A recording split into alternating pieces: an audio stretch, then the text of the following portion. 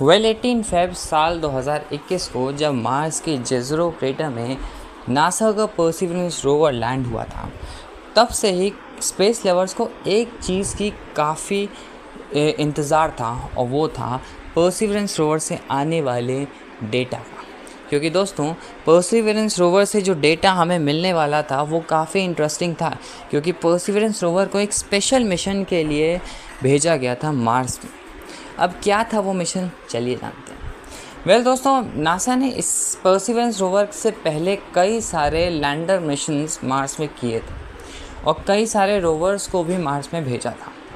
लेकिन दोस्तों, perseverance rover का जो मिशन था वो काफ़ी इंटरेस्टिंग था, क्योंकि दोस्तों परसिवरेंस का मेन काम मार्स सरफेस में जाकर पानी के बारे में पता करना था। अब असल में परसिवरेंस रोवर जब मार्स में उतरा तो उसको एक पर्टिकुलर क्रेटर में उतारा गया था, जिसका नाम था जेज़रो क्रेटर। अब आमतौर पे आपने ये सोचा होगा कि नासा ने जेज़रो क्रेटर को ही क्यों सिलेक्ट किया, वो किसी और पर्टिकुलर जगह को भी सिलेक्ट कर सकते थे।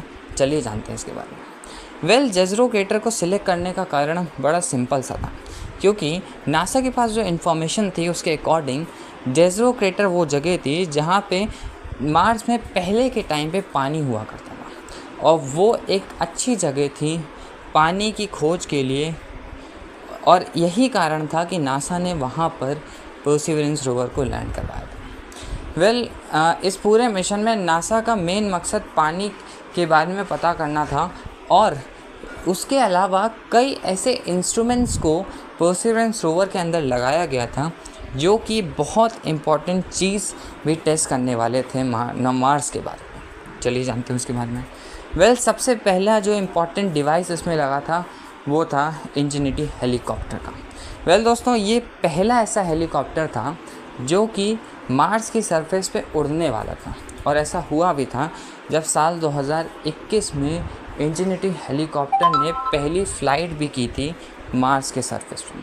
अब दोस्तों, इस पर्टिकुलर हेलीकॉप्टर को मार्स के सरफेस में उड़ाने का कारण ये था क्योंकि हम अगर फ्यूचर में वहाँ कभी रहने चाहेंगे भी तो क्या वहाँ पे प्लेन्स उड़ाए जा सकते हैं, इसकी टेस्ट करना, और क्या मार्स के अंदर जो स्ट्रॉन्ग विंड ब्लो करती है उसके रहते कोई डिवाइस हवा में उड़ सकता है, इसकी टेस्ट करना था।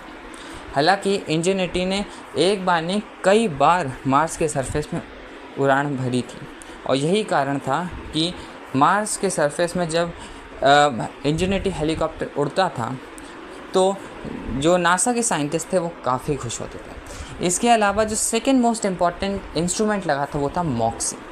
मॉक्सी एक डिवाइस था जो मार्स के सरफेस में जो कार्बन डाइऑक्साइड होती थी उसको ट्रैप करता था और उसे ऑक्सीजन में बदलता था। फ्यूचर में अगर हमें मार्स में रहना है तो ऑक्सीजन की ज़रूरत तो पड़ेगी, और ऑक्सीजन की ज़रूरत पूरी करने के लिए मॉक्सी का इस्तेमाल किया जा सकता है।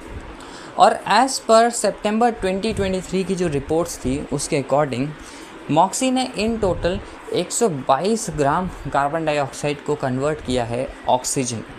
और दोस्तों, मज़े की बात तो ये है कि ये जितनी ऑक्सीजन फॉर्म हुई है इससे एक छोटा सा कुत्ता करीब 10 घंटे तक सांस ले सकता है।